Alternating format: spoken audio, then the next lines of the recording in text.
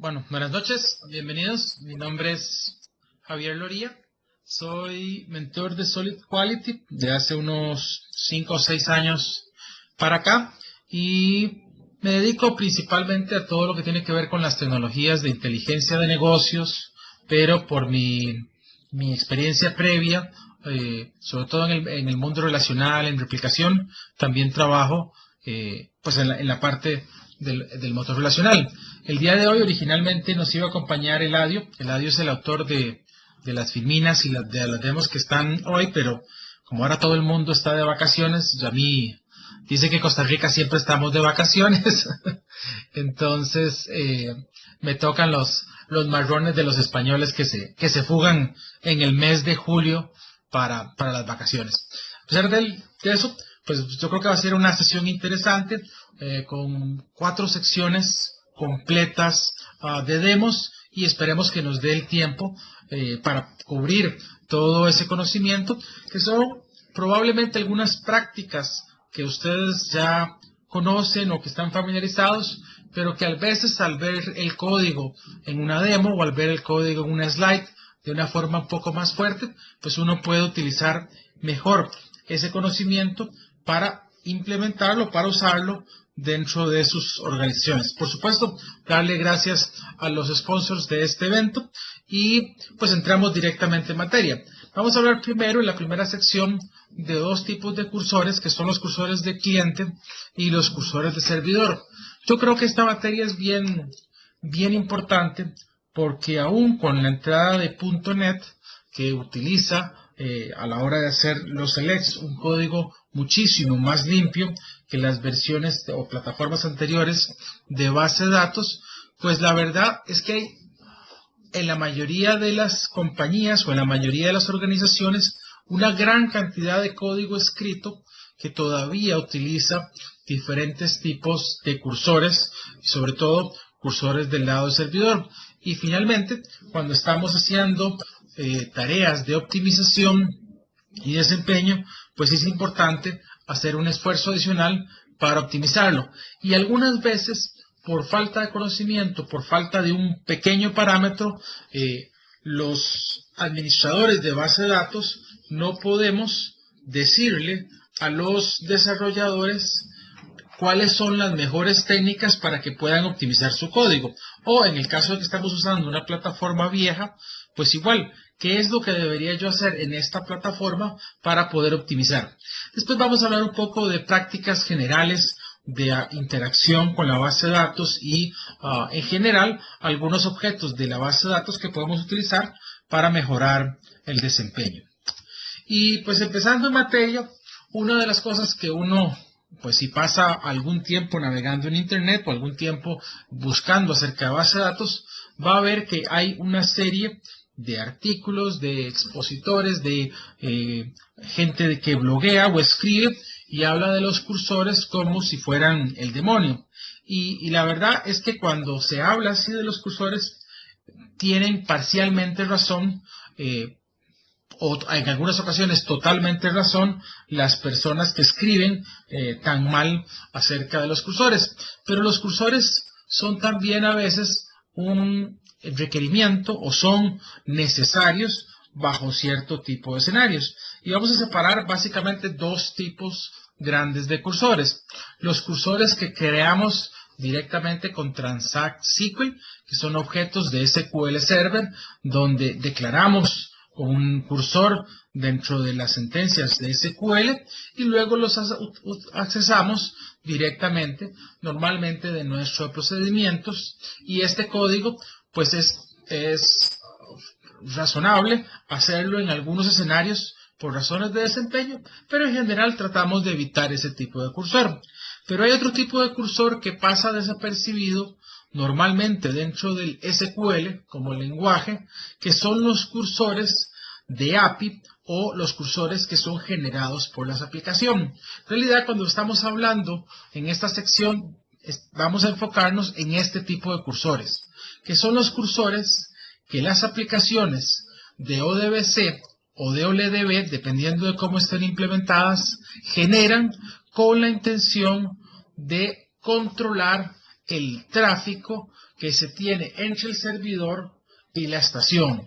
Típicamente la idea de este tipo de implementación es que es cierto que en la base de datos el SQL maneja conjuntos de datos que uno puede utilizar de una forma desordenada y que cuando hace la consulta el servidor resuelve, pero que esa resolución no necesariamente queremos que venga inmediatamente a la estación.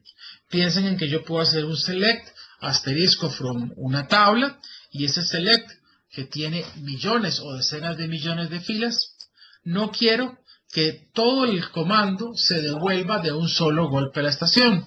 Puede ser porque yo esté simplemente navegando un combo box que tiene unas pocas opciones. Puede ser que tenga una opción pequeña donde básicamente lo que quiera es llenar un grid y ese grid tiene simplemente 20 o 30 filas, pues no tiene sentido que yo pida una solicitud completa de miles o millones de filas cuando solamente voy a usar un poco de esos elementos. Entonces la intención del cursor es que se establece una comunicación entre el servidor y el cliente que nos dice en bloques de cuántas filas voy a trabajar. Y en principio, ustedes lo van a encontrar en esas aplicaciones, por supuesto, en las aplicaciones de Visual Basic tradicional, o sea, las versiones 3.0, 4.0, 5.0 y hasta 6.0. Pero a partir de las versiones de .NET, ese código se descontinúa. Pero también lo van a encontrar en aplicaciones que utilicen ODBC de SQL Server directamente o en general en plataformas que utilizan ADO como parte de su protocolo. También algunas aplicaciones de OLDB van a encontrar porque en realidad esta implementación le pertenece a OLDB y no le pertenece propiamente al lenguaje de programación. Entonces los cursores del lado del cliente, pues del lado del servidor, que se definen a través de un API, básicamente tienen 4 opciones básicas. Que esas opciones básicas en algunas ocasiones podemos cambiarlas con diferentes opciones, pero esos 4 elementos van a ver que se repiten. El primero, que es el más simple de todos, tal vez desde visualizar, es el que llamamos el OpenStatic. En un cursor OpenStatic, que en la filmina ustedes lo van a ver con el número 3, básicamente lo que hace es que cuando abrimos el cursor, se hace un select sobre la tabla y ese select sobre la tabla se almacena en una tabla temporal. Esa tabla temporal en realidad es un objeto temporal que reside en TempDB, tiene el estado completo de la consulta que habíamos realizado y se la entrega a la estación en bloques conforme la va solicitando. De manera tal que la estación puede ver el estatus original de los datos al momento en que lanzó el comando. No importa que pase cierto tiempo, los cambios que hagan los demás usuarios en la base de datos o sobre la tabla en que está haciéndose el cursor, pues serían invisibles para la estación, lo mismo el que si insertamos o borramos datos. Este cursor tiene un impacto importante desde el punto de vista de desempeño porque trabaja directamente contra TempDB. Entonces, en TempDB se almacena completamente la estructura de los datos, pero tiene una ventaja desde el punto de vista de programación de que uno va a ver el estado íntegro de los datos, de manera tal que ve la base o ve las tablas en un momento del tiempo, no va a recibir cambios a través de las consultas que se vayan haciendo. Hay otro tipo de cursor que ya comienza a variar en cuanto a lo que realiza, que se llama el OpenKeySet. El OpenKeySet es parecido al OpenStatic, con la diferencia de que extrae solo el conjunto de las llaves. Entonces, es parecido a un cursor estático, solo que en lugar de traer todas las columnas que hacemos selección, solamente trae las columnas que pertenecen a la llave. Una vez que almacena esta estructura dentro de la base de datos de TempDB, cada vez que el cliente solicita una fila nueva, extrae las llaves de la base de datos de TempDB y extrae el resto de las columnas de la base de datos original donde se está almacenando la información. Este cursor tiene la ventaja de que le permite entonces ver los cambios que otros usuarios están teniendo en la base de datos. Cada vez que un usuario hace updates y yo tengo un cursor abierto de este tipo, yo puedo extraer la información que el otro usuario ha sometido, que ha enviado a través de un commit, y puedo ver la última versión de la fila. Lo que no puedo ver en un tipo de cursor de tipo keyset son las filas que han sido insertadas después de que yo envié el comando original, porque él básicamente solo tiene las llaves originales que existían en el momento en que yo hice el select. Y por último está el Open Dynamic, que es el más flexible, pero también es el más costoso desde el punto de vista de desempeño.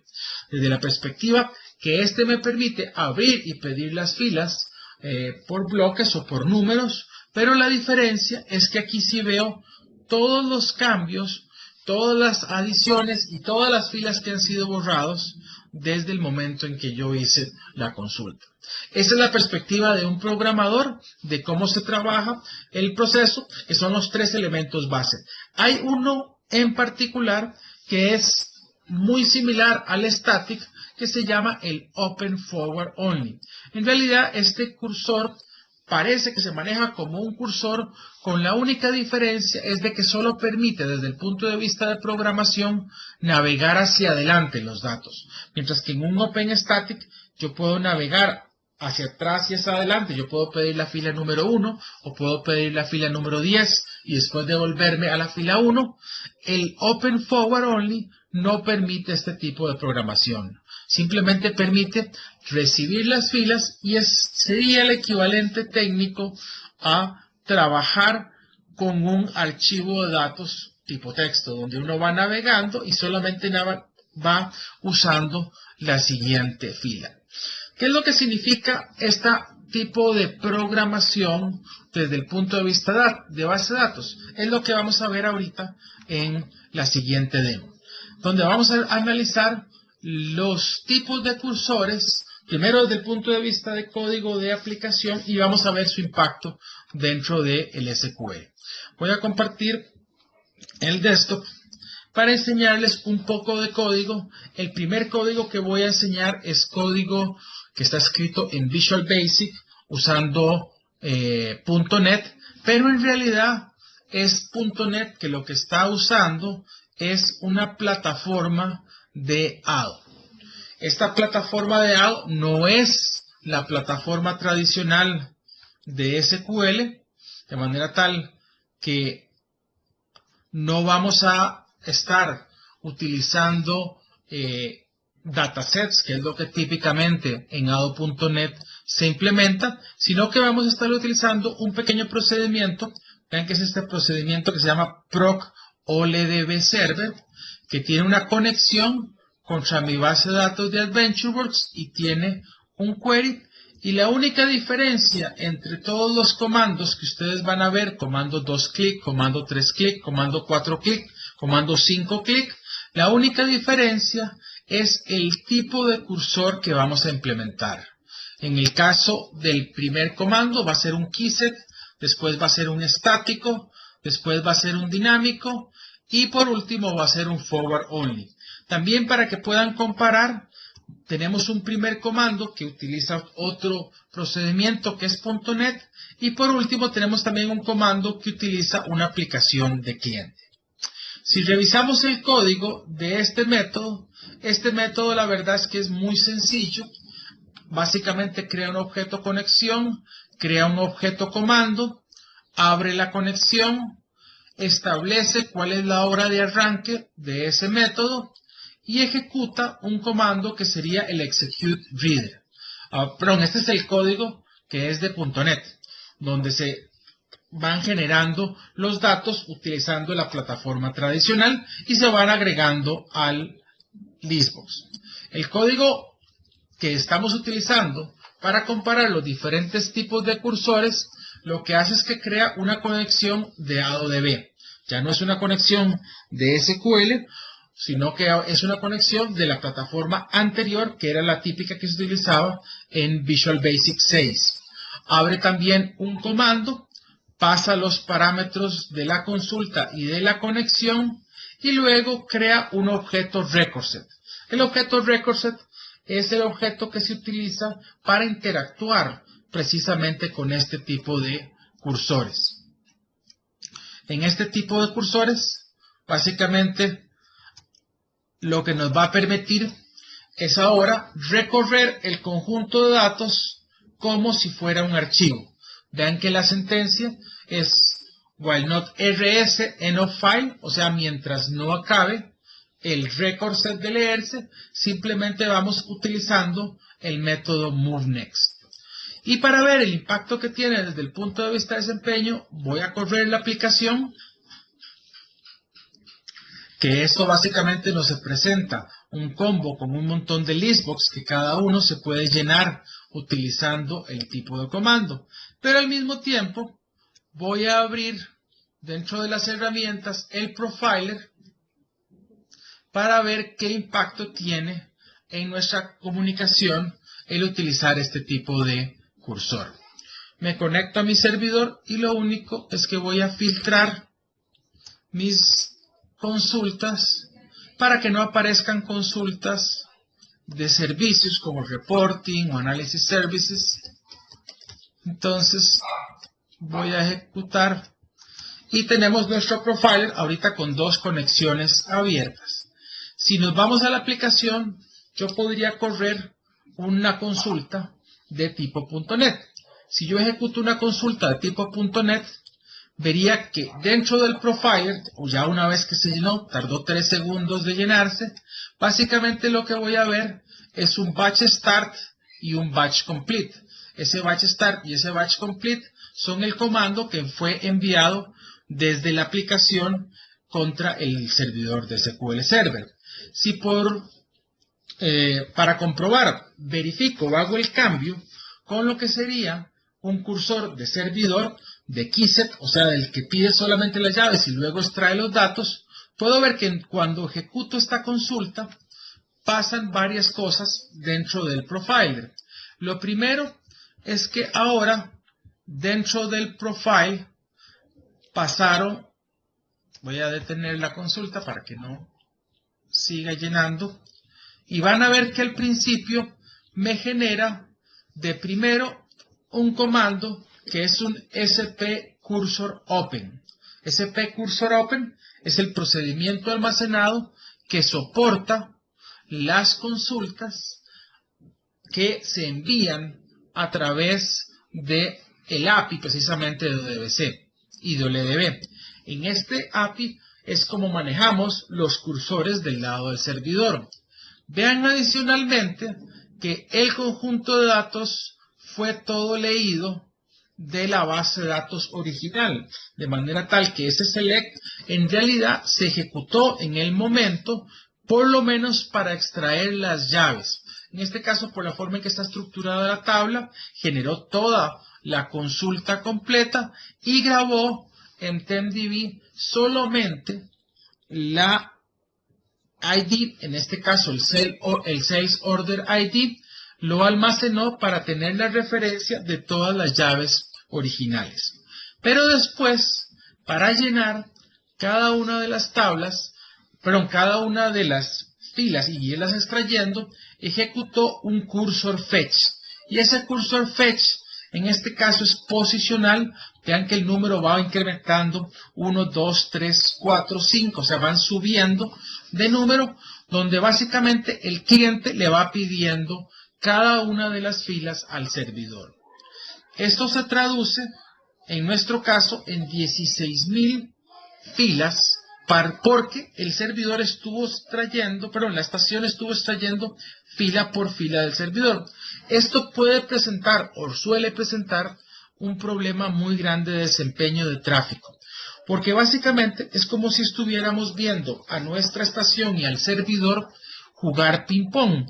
Cada vez que el servidor, cada vez que la estación quiere una fila, envía el comando sp cursor fetch al servidor, el servidor resuelve ese comando en el servidor, cuando termina le envía el resultado a la estación y cuando la estación recibe el comando de vuelta, pues envía la siguiente fila o solicita la siguiente fila.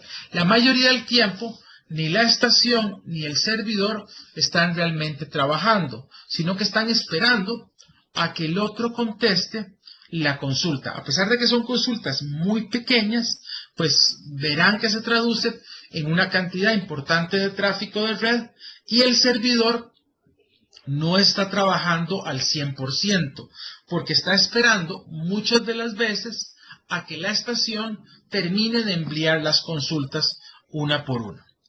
Bien, otro tipo de cursor que podemos lanzar dentro de esta consulta es el cursor de servidor o estático.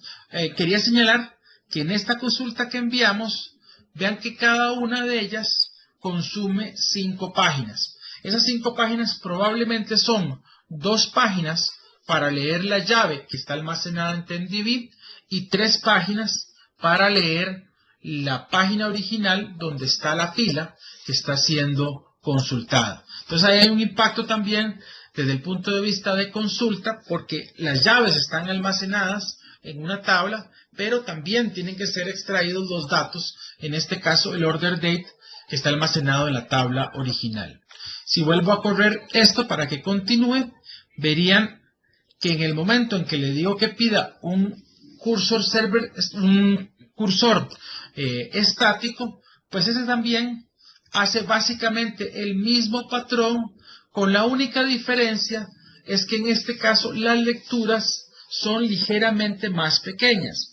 A pesar de que la consulta original fue almacenada completa, ahora todos los datos, tanto la fecha como la llave, fueron almacenados en TenDB y la aplicación ve como invisibles los cambios que ocurran, porque en realidad no está leyendo la data que está en la tabla, está leyendo la data que se creó en una estructura temporal dentro de TenDB. Otro tipo de cursores, como el dinámico, me permiten estar navegando la estructura. En este caso, el costo de construir el cursor es mucho más pequeño, pero a un costo más alto porque estamos analizando los datos. La ventaja de usar un cursor dinámico es que aquí sí puedo ver los cambios de la data e incluso las inserciones. Bien, igual esos son muy similares entre sí con la diferencia de la funcionalidad, pero ahora voy a detener el profiler y voy a correr un cursor de forward only. Un cursor de forward only es un cursor que a veces se llaman Firehose cursor server, donde básicamente vean que a diferencia de los patrones anteriores, este cursor sí ejecutó un comando parecido al que usaba directamente .NET. Simplemente la sentencia de SQL completa va hacia el servidor la resuelve y el cliente la almacena en caché y la va entregando a la estación. Aquí no hay pequeños protocolos o pequeños cambios que se estén almacenando. Bien, desde el punto de vista de desarrollo, ¿cuál sería entonces la recomendación o mejor práctica para utilizar cursores de este tipo? La respuesta tiene que ser, depende de lo que estemos consultando.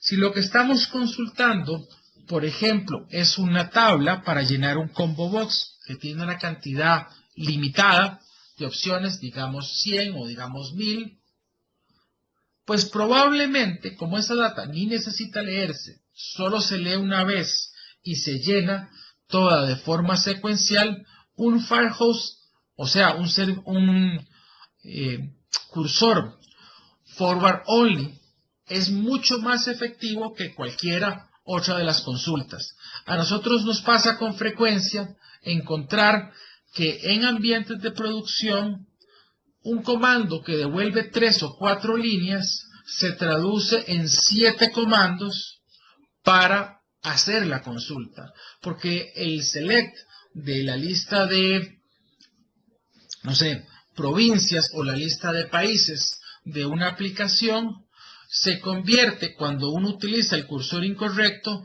en un open cursor, en ir a traer una fila, en ir a traer otra fila y así sucesivamente. Y vemos miles y miles de comandos que están con un impacto enorme en el servidor porque están ejecutándose, y para traer 3 o 4 filas se requieren 7 comandos de SQL. Entonces, en este caso, un cursor que sea tipo forward only es mucho más efectivo. Pero si yo lo que voy a leer son 10 millones de filas porque voy a traer un proceso intenso, pues la verdad es que leer 10 millones de filas de un solo golpe para la aplicación puede ser que no lo pueda manejar porque no tenga en memoria RAM la capacidad para procesar todo simultáneamente, o incluso cuando lo tenga, tenemos el problema de que esa consulta va a tardar mucho en resolverse y hasta que no esté resuelta, la aplicación no va a poder continuar. Entonces, en ese caso, probablemente es mucho mejor manejar otro tipo de cursor. El problema más grande es que la mayoría de los programadores no saben que se pueden controlar las ventanas.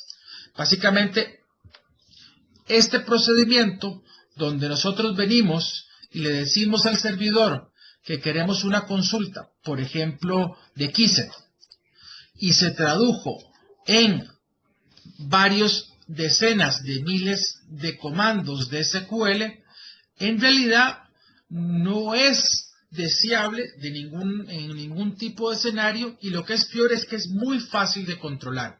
Voy a tener la aplicación, voy a tener también la aplicación cliente, y si nos vamos al código, podríamos justo después de escribir el código del record set, escribir rs.cachesize igual, digamos, un número alto, 2000. Este comando sería la primera opción que uno debería considerar cuando está corriendo con cursores, para evitar precisamente que para cada una de las filas se tenga que enviar un comando, y para evitar ese problema que ocurre de tener servidores que no están haciendo mucho, sino nada más están esperando a que el cliente les envíe una consulta. Si corremos otra vez este código y corremos el profiler, de nuevo, vean la diferencia en ejecución, por ejemplo, cuando volvemos a correr el cursor Qiset. Vean que en este caso, en el cursor Qiset, se tradujo ahora nuestra consulta en solamente unas 8 o 10 filas, y cada una de ellas pudo traerse las 2000 filas que enviamos de solicitud. Entonces, el tráfico de red pasó de tener 16.000 comandos a solo tener 8 o 9 comandos dentro del proceso. Y los comandos son lo suficientemente pequeños como para que la estación pueda guardar esa consulta en memoria RAM. Entonces, los cursores que están diseñados para manejar el tránsito en la red, lo que necesitan normalmente en este tipo de plataformas es simplemente que se les envíe los comandos utilizando algún tamaño de ventana suficiente. Ese tamaño de ventana suficiente normalmente se representa con el cache size, que me dice la cantidad máxima de filas que voy a soportar. Esa cantidad máxima de filas se negocia en realidad entre el servidor y el cliente, pero es la sugerencia del cliente, y si el número no es demasiado alto, el servidor va a preferir ese tipo de conexión. Bien, si nos vamos al código de SQL, propiamente dicho, olvidándonos del código de la aplicación, normalmente un cursor se ve con este tipo de sintaxis: la ejecución de un procedimiento almacenado, y ese procedimiento almacenado lo que tiene son, aparte del comando en sí, 4 parámetros adicionales. Esos parámetros adicionales, si ejecutamos, podemos ver su resultado. Nos devuelven varios elementos. El primero es la ejecución del cursor propiamente dicho, del comando sp cursor open, siempre devuelve un conjunto de datos vacíos. Ese conjunto de datos vacíos lo que tiene de importante es que le permite a la aplicación entender cuáles son las columnas, cómo se llaman, el orden en que vienen y el tipo que manejan cada uno. O sea, el cursor open devuelve la metadata de la consulta que estamos resolviendo. Y dentro de los parámetros devuelve un número que es el más importante, que es el handle de ese cursor. Básicamente, de ahora en adelante, cualquier código que haga referencia a ese cursor tiene que usar este número, y este número se va incrementando de forma automática. Y luego devuelve, para estar claros de lo que están trabajando, el scroll option, que en este caso es tipo 1, que sería el keyset, el concurrency option, que me dice si yo voy a compartir los datos y el tipo de bloqueo que voy a hacer para que otras aplicaciones puedan usar o no los datos que yo estoy también navegando. Y por último, dependiendo del tipo de cursor, me va a devolver el número de filas, si es que el cursor es de tipo keyset o si es estático. O en el caso de que sea uno dinámico, me va a devolver un -1, o lo mismo que en el Firehouse. La sintaxis para un tipo 2 es exactamente igual. La única diferencia es que en el tipo 2, él me devuelve, le paso como parámetro que el tipo es 2, y vean que devuelve como número de filas -1, porque él no sabe el número de filas, porque como son dinámicas están cambiando continuamente. El forward only es el más rápido de todos. Como les dije, desde el punto de vista de programación es muy parecido a un estático, con la diferencia de que es muy rápido porque no envía fetch next, no envía bloques de solicitudes adicionales, sino que de un solo golpe lo trae todo. Y finalmente tenemos otros tipos: estático, forward only, que son los anteriores. Básicamente el código desde el punto de vista de SQL funcional sería así.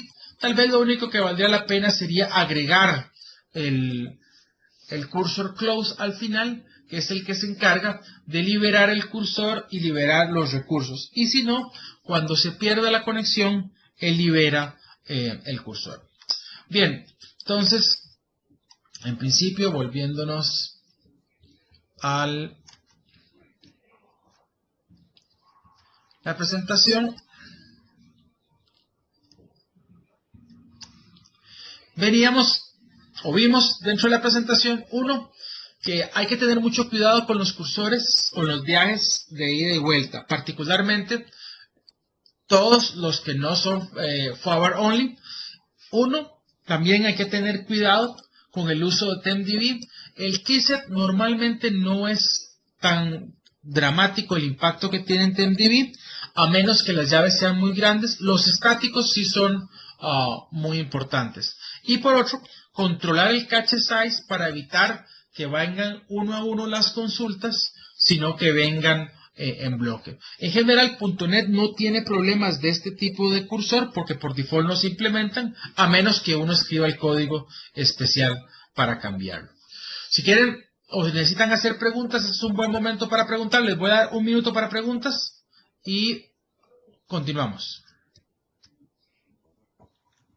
Okay, Javier, Mary is asking about if there is any kind of parameter in the server to change this behavior from the cursors.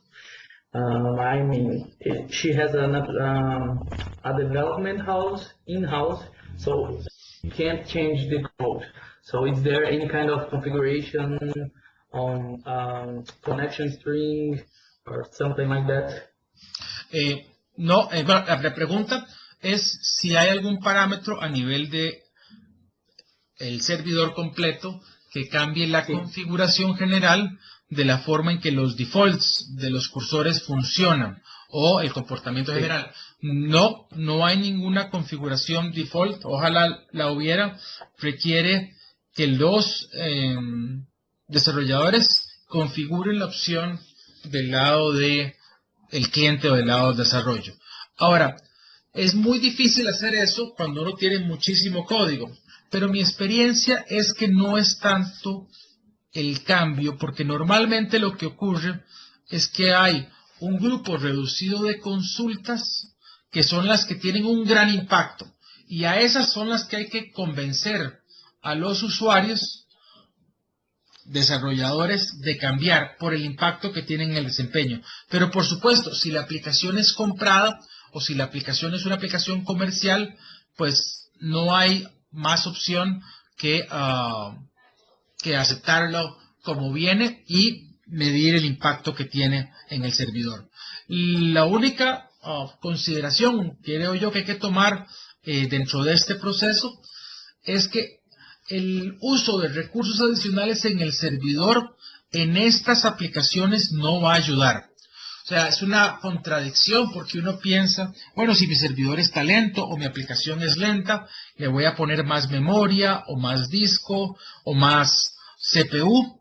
Y lo cierto es que no, aun cuando agreguemos más hardware, la aplicación no va a correr más rápido, porque la comunicación es en este caso el cuello de botella. Es el tiempo que pasa la señal del envío del cursor hacia el servidor y de respuesta del servidor hacia la estación el que limita el uso de la aplicación. La única opción que puede ayudar a la optimización es mover la aplicación dentro del server para que en lugar de utilizar la biblioteca de red de SQL Server esté en memory, en cuyo caso hay una ventaja importante de desempeño. Pero eso significa que ya el servidor deja de estar separado de la aplicación y volvemos a una aplicación donde el server y la aplicación tienen que estar en el mismo sitio cuando así se permite.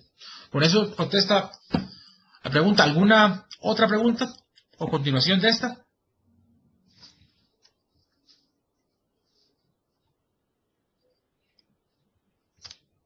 Bien, si no tiene más preguntas sobre esto, continúo, y si necesitan algo más sobre esto, no dejen de preguntar. En la siguiente, al final de la sesión hacemos más preguntas. Bien, entonces, otra de las buenas prácticas, y disculpen que la slide se dañó, los tamaños de letra los cambió cuando subió al servidor, es una pregunta que muchos desarrolladores se hacen con frecuencia, que es si vale la pena tener procedimientos almacenados. Entonces, muchos desarrolladores dicen, bueno, es que si yo hago código en procedimientos almacenados, hago que mi aplicación sea menos portable. O si yo hago código en procedimientos almacenados, ¿por qué no construyo el código dentro de la aplicación? Y lo cierto es que hay muchas razones para seguir usando procedimientos almacenados. En general, la recomendación o la mejor práctica para trabajar con base de datos es usar procedimientos almacenados. ¿Por qué vale la pena usar procedimientos almacenados? Pues hay varias razones que uno podría señalar. Lo primero es obviamente seguridad. Es mucho más fácil controlar la seguridad de la base de datos dentro de los procedimientos almacenados, porque uno puede poner filtros dentro del procedimiento, porque uno puede auditar con mayor facilidad las ejecuciones, porque uno puede enforzar ciertas leyes o ciertas reglas de base de datos con mucho mayor facilidad dentro del procedimiento. Pero esa todavía es una que no me parece tan importante como la siguiente razón por la cual procedimientos almacenados, y es la encapsulación, el garantizar que nuestro código tenga bajo acoplamiento y alta cohesión. Y esta es una cosa que muchos programadores se olvidan, y sobre esto, digamos, quiero mencionar dos experiencias. La primera experiencia me la comentó Fernando Guerrero, o lo comentó Fernando Guerrero, el presidente de Solid Quality Mentors, cuando decía que las bases de datos se han convertido en eso que nadie quiere tocar. O sea, cuando uno llega a los clientes a hacer una optimización de desempeño, los clientes le dicen, sí, pero por favor no toque mi base de datos. O O sea, no puedo cambiar ni nombres, no puedo cambiar atributos, no puedo cambiar.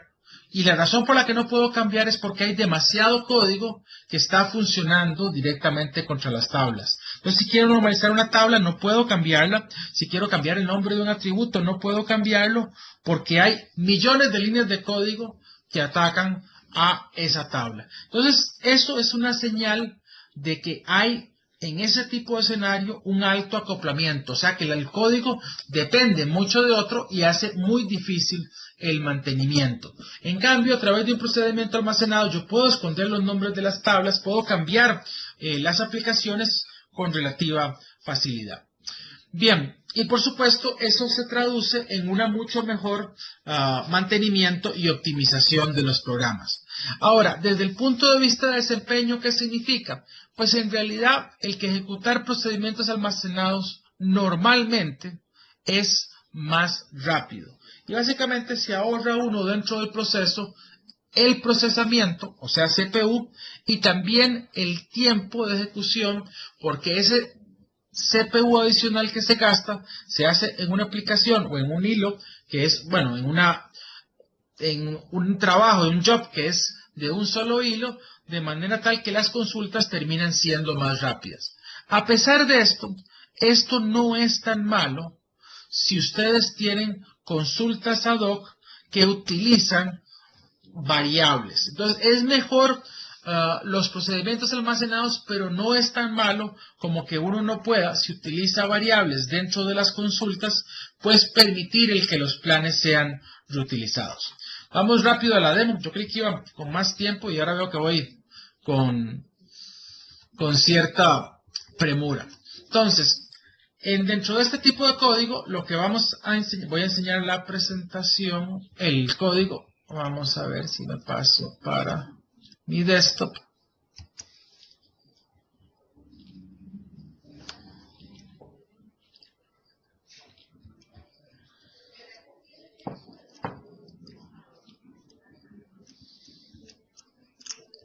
Bien, entonces, lo que van a ver aquí es una consulta donde básicamente estamos utilizando una vista, y la razón por la que estamos utilizando esa vista, que se llama Sales Orders, es nada más para simplificar la consulta, porque queremos una consulta que sea lo suficientemente compleja para que tenga algún impacto la compilación, pero no queremos escribir una y otra vez los datos.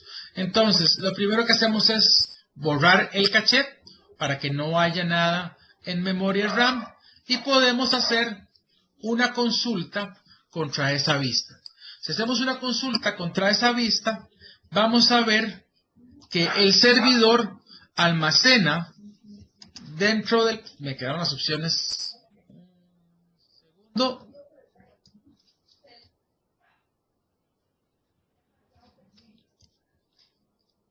Vamos de vuelta. Si borramos el caché, el comportamiento normal del servidor cuando hacemos una consulta es que almacena en memoria RAM el plan de acceso de la consulta.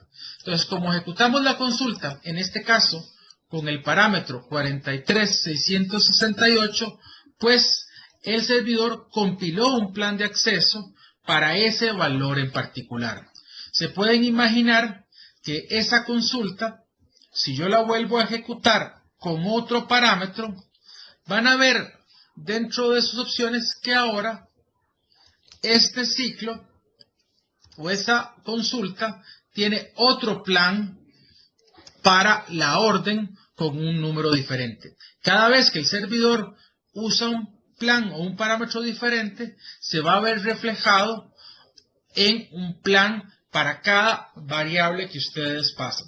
Inclusive, si hacemos un poco más y dentro de las opciones agregamos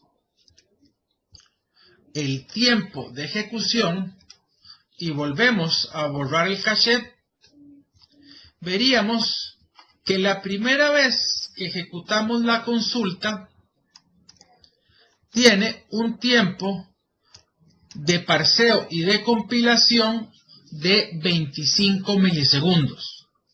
Si ejecuto la consulta la siguiente vez, vean que ese tiempo de compilación quedó en 0.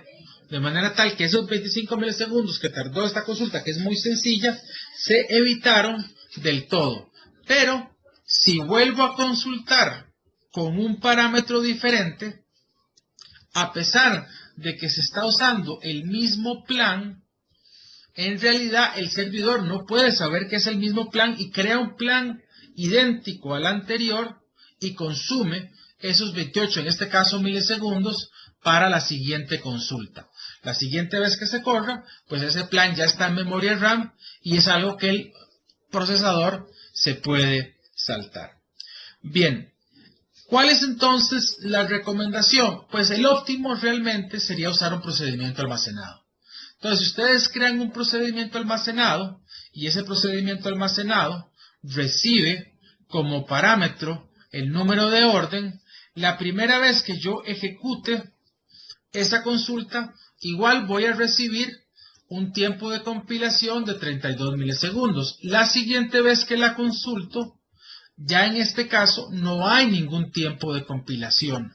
Si vuelvo a ejecutar, y ahí está la diferencia con las otras consultas que estábamos haciendo no parametrizadas, vean que el tiempo de compilación en realidad es 2 milisegundos porque no hay compilación dentro de este proceso. El mismo plan que se utilizó para la primera ejecución se utilizó para la segunda ejecución, a pesar de que los parámetros eran diferentes. Si lo ven desde el punto de vista de caché, van a ver que solamente hay un plan compilado que se están utilizando para ambas ejecuciones. Bien, ahora, este es un parámetro que sí se puede cambiar a nivel de base de datos o a nivel de servidor. Básicamente este parámetro me permite forzar la parametrización. Este forzar la parametrización lo que significa es que a nivel de la base de datos, cada vez que venga una consulta con un valor fijo, el servidor va a tomar ese valor fijo, lo va a quitar y lo va a reemplazar por una variable.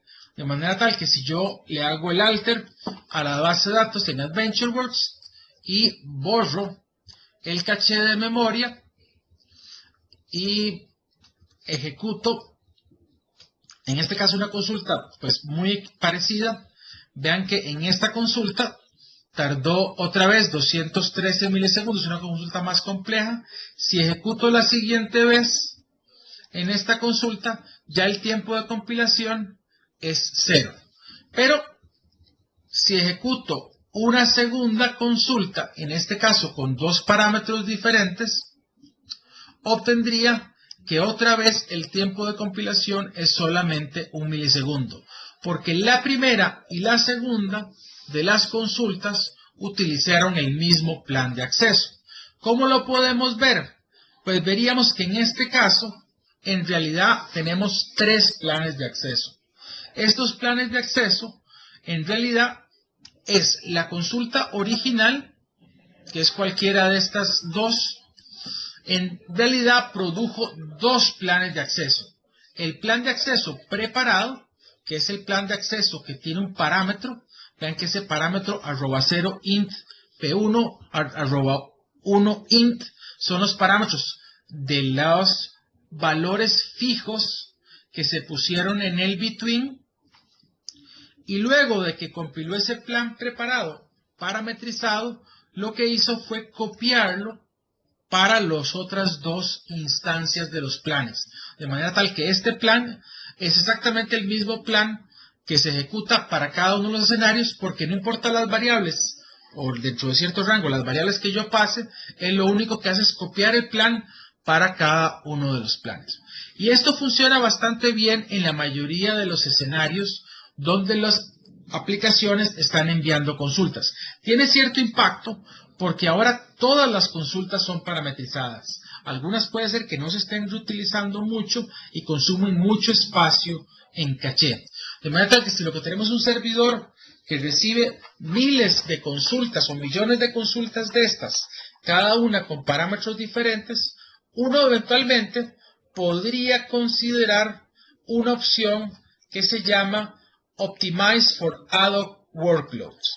En el caso de una optimización para ad hoc workload, lo que hace es muy parecido, de manera tal que mantenemos la configuración anterior, pero si en este caso paso la primera consulta o inclusive la segunda consulta, las dos con parámetros diferentes, y voy a revisar el caché, vería que la diferencia es que los planes de acceso de las consultas ad hoc quedan automáticamente eliminados. De manera tal que para evitar el gasto en caché de consultas que no se van a repetir porque solamente se corren una sola vez y se desechan, el servidor se configura para que los planes preparados, que son los que tienen los parámetros, se almacenan dentro del cache, pero los planes que se van a utilizar para la ejecución se eliminan de forma automática. Bien, ¿alguna pregunta sobre esta sección?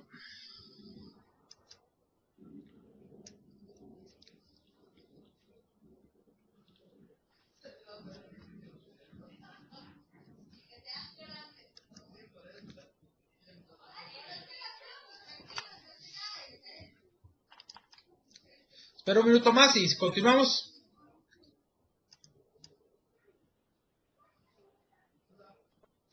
Bien, ya estamos terminando. Vamos a continuar con algunas de las otras prácticas que pueden considerar. Tal vez dentro de las más convenientes es el uso de vistas y particularmente las vistas indexadas. En este tipo de vistas, básicamente que tomen en cuenta que las vistas no solo se comportan como comandos select que están almacenados, sino que pueden tener índices que hacen un poco más caro el mantenimiento de la base de datos a la hora de hacer un insert y un update, pero que ayudan mucho al desempeño. Esta demo me la voy a saltar para poder hacer la última demo que tiene que ver con las funciones definidas de usuario.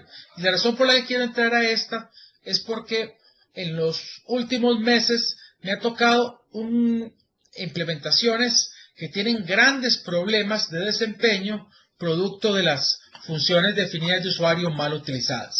En principio, básicamente decirles que SQL tiene tres tipos de funciones y hay un tipo de función que es la responsable de problemas muy grandes a la hora de la velocidad, que son las funciones escalares. El usar funciones escalares es muy interesante para el programador porque le permite encapsular funcionalidad, pero produce problemas muy serios de desempeño, a diferencia de las funciones que son inline o de multicomandos. Entonces, ¿de qué estoy hablando y por qué es importante que ustedes lo tengan en mente? En principio, hay una demo muy interesante que es un código basado en el trabajo que hizo un mentor nuestro, donde básicamente, para enseñar el ejemplo, creamos una función que la función es tan sencilla como agregar uno. Entonces, si ejecutamos este código que crea la función que agrega 1 y hago un select top de una tabla que tiene como 1.000.000 de filas, pero para evitar que me devuelva el millón de filas, simplemente le hacemos subtop 1, de manera tal que solamente devuelve 1, pero sí tiene que leer toda la tabla. Podríamos ver que esa consulta tardó alrededor de 5 segundos. Y lo que es malo para una consulta que devuelve una sola fila. Y si quieren probarlo, una cosa que pueden hacer es ejecutar el mismo comando sin utilizar la función. O sea, vean que en este caso el n+1 está directamente en la consulta. Si yo ejecuto este código, vean que este código tarda menos de un segundo en ejecutarse. Básicamente lo que significa es que esta consulta que utiliza la función se ejecuta una vez para cada una de las funciones que está ahí. Y lo que es peor, se parsea o se revisa una vez para cada una de las filas que está en la tabla. De manera tal que él no tiene una forma de extraerla y hacer un buen plan de acceso, e incluso es tan malo que van a ver que incluso esconde las estadísticas de la función. Si ustedes consideran la posibilidad de cambiar la función escalar por una función en línea, vean que esta función en línea, a diferencia de la escalar, no devuelve un valor, sino que devuelve una tabla. Y esa tabla no es más que un select del mismo valor que enviaron, solo que con un 1. Pero si envían ese código y hacen un select, en este caso con una subconsulta, que yo me acuerdo cuando le decían a uno que las subconsultas son malas para el desempeño, y en este caso van a ver que la consulta volvió a tardar menos de un segundo en ejecutarse.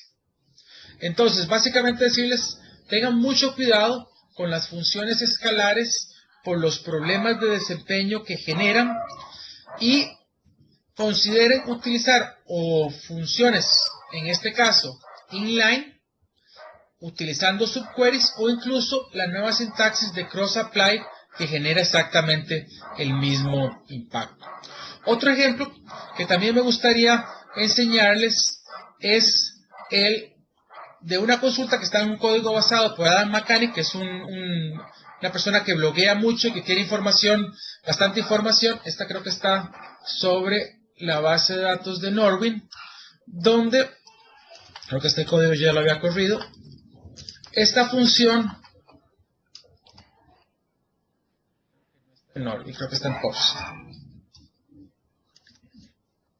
Si ejecutamos este código, no, si estaba en Adventures. Sí. Entonces, este código lo que hace es obtener el máximo producto de la orden. O sea, básicamente la cantidad más grande ordenada de un producto. Si yo pongo statistics.io para fijar cuántas páginas lee y hago una consulta, vean que él me dice que solamente tiene 4 páginas leídas. Lo que pasa es que esta consulta tiene la limitación de que no me está enseñando realmente lo que está ocurriendo. E incluso, si yo ejecuto esto y pido el plan de ejecución, vean que me contesta con una función que me dice que el 99% del costo está en leer la tabla de productos y que solamente un 1% se calcula en hacer una función escalar. Pero estos datos no son verdaderos. Si ustedes prenden el profiler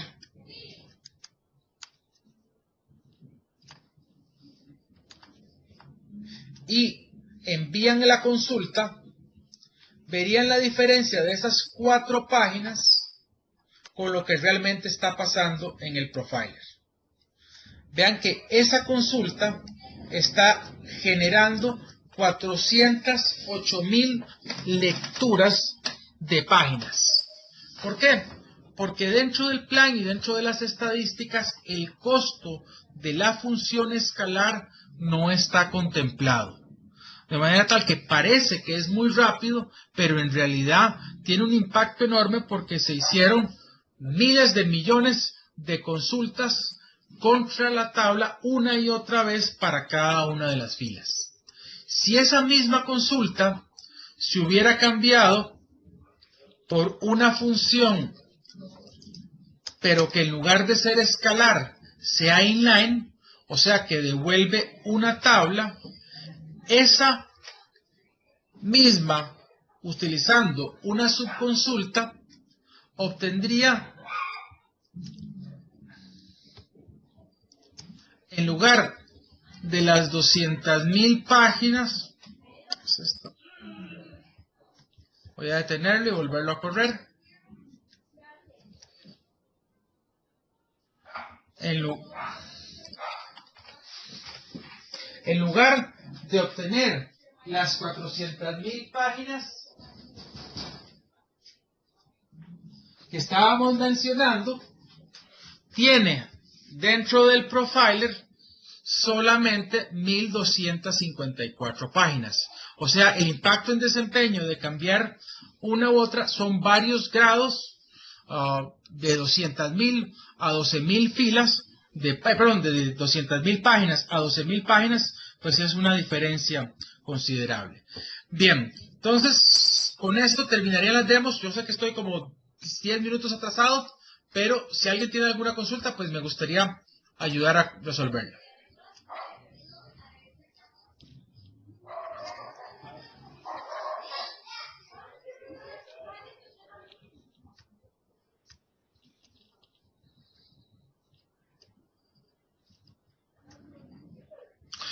María dice que no es fácil repasar una función escalar por una tabla de función porque algunas veces uno necesita obtener un valor y obtener algo y uno tendría que transversar toda la tabla entera.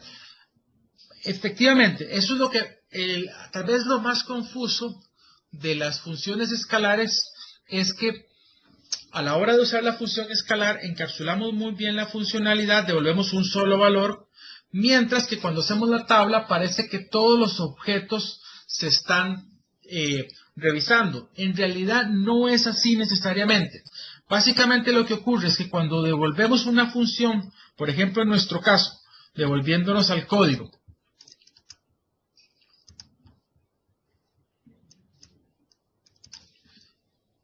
pareciera dentro de este proceso que la función, cuando devuelve en una inline, tiene que pasar esto miles de veces para cada una de ellas. Lo cierto es que no es así. O sea, el código se escribe así, pero a la hora de la ejecución, la diferencia es que la función inline se expande, de manera tal que el servidor de SQL toma este código que está escrito dentro de la tabla, lo trae, reemplaza el código que está escrito aquí, y una vez que está escrito, embebido dentro de la consulta, lo puede optimizar. De manera tal que no necesariamente él ejecuta la inline una vez para cada línea, a pesar de que así parezca. Porque vean que en este caso yo estoy poniendo Product ID como parte de el parámetro que lo estoy pasando, pero eso no significa que la consulta se va a ejecutar una vez para cada producto, sino que si ustedes analizan el plan de ejecución de esa consulta, vean que en este caso el servidor hace un escaneo de la tabla de Sales Order Detail, que es la tabla interior, y luego hace un hash match para poder conectarse con la tabla de productos. Mientras que en el otro caso, aunque no lo podemos ver en el plan, sí ejecutó la función una vez para cada línea de producto. Entonces, lo confuso desde el punto de vista del programador es que se programa de una forma, pero se usa de otra forma diferente. No sé si me explique, Marcia.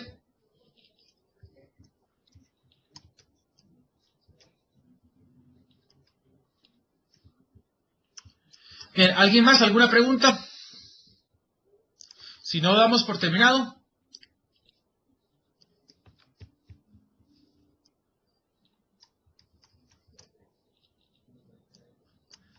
Diego, Fabiano, Felipe. Hi, Javier. I guess not here. Everything's okay. Ok.